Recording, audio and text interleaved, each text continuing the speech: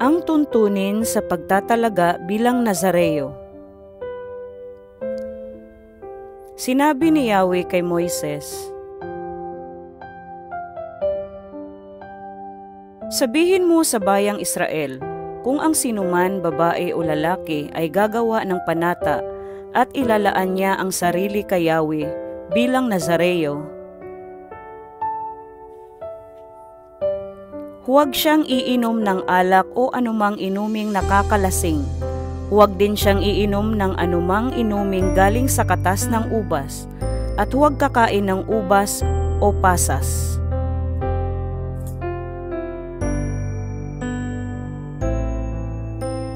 Sa buong panahon ng kanyang panata ay huwag din siyang titikim ng anumang galing sa punong ubas, kahit balat o buto ng ubas.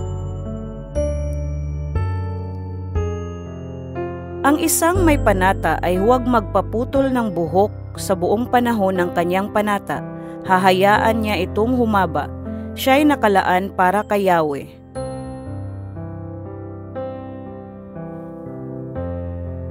Sa buong panahon na inilaan niya ang kanyang sarili kay Yahweh ay hindi siya dapat lumapit sa patay. Kahit ito'y kanyang ama, ina o kapatid, hindi siya dapat gumawa ng anumang makapagpaparumi ayon sa kautusan, sapagkat ipinapakita ng kanyang buhok na siya'y isang Nazareo.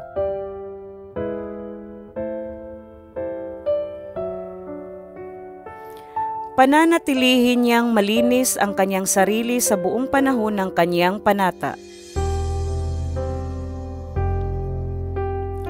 Kung may biglang mamatay sa kanyang tabi at mahawakan niya ito, pagkalipas ng 7 araw ay aahitin niya ang kanyang buhok sapagkat nadungisan siya ayon sa kautusan.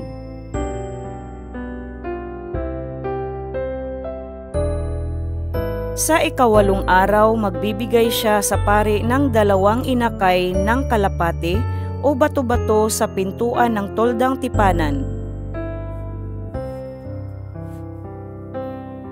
Ang isa nito ay handog ukol sa kasalanan at ang isa'y handog na susunugin bilang katubusan sa naging kasalanan niya sa pagkakahawak sa bangkay.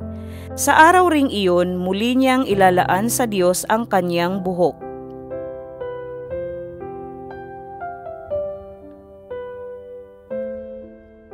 Ito ang pasimula na siya'y muling inilaan kay Yahweh bilang Nazareo.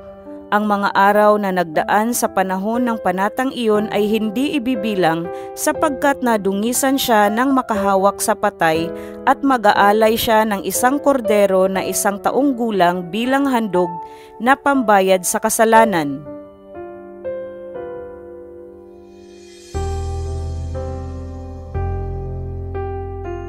Ito naman ang gagawin pagkatapos ng kanyang panata bilang Nazareo. Haharap siya sa pintuan ng toldang tipanan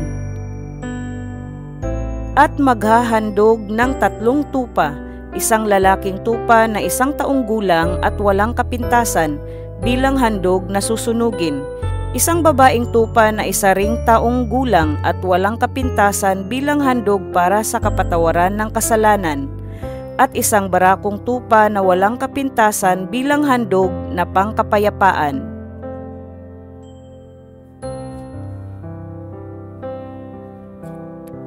Bukod dito, maghahandog siya ng 1 basket na tinapay na walang pampaalsa at hinaluan ng langis at manipis na tinapay na wala ring pampaalsa at may pahid na langis. Magdadala rin siya ng mga handog na pagkaing butil at inumin.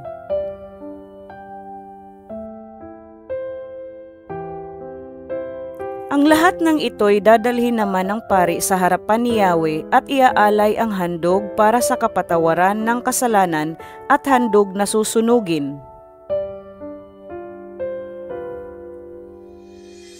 Ang handog pangkapayapaan ay ihahandog niyang kasama ng basket ng tinapay na walang pampaalsa, saka isusunod ang handog na pagkaing butil at inumin.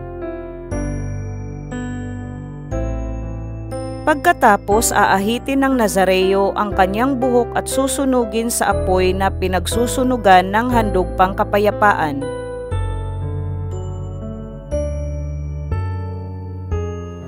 Kukunin naman ng pari ang nilagang balikat ng handog pangkapayapaan, sasamahan ng isang tinapay na walang pampaalsa at isang manipis na tinapay at ilalagay sa kamay ng Nazareo.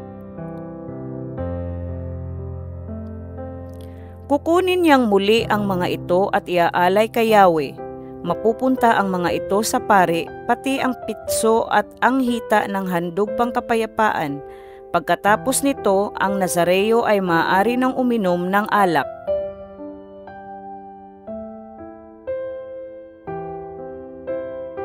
Ito ang tuntunin tungkol sa panata ng Nazareo, ngunit kung nangako siya ng iba pang bagay bukod rito, kailangang tuparin din niya iyon. Sinabi ni Yahweh kay Moises, "Sabihin mo kay Aaron at sa kanyang mga anak na ang mga salitang ito ang bibigkasin nila sa pagbabasbas nila sa mga Israelita.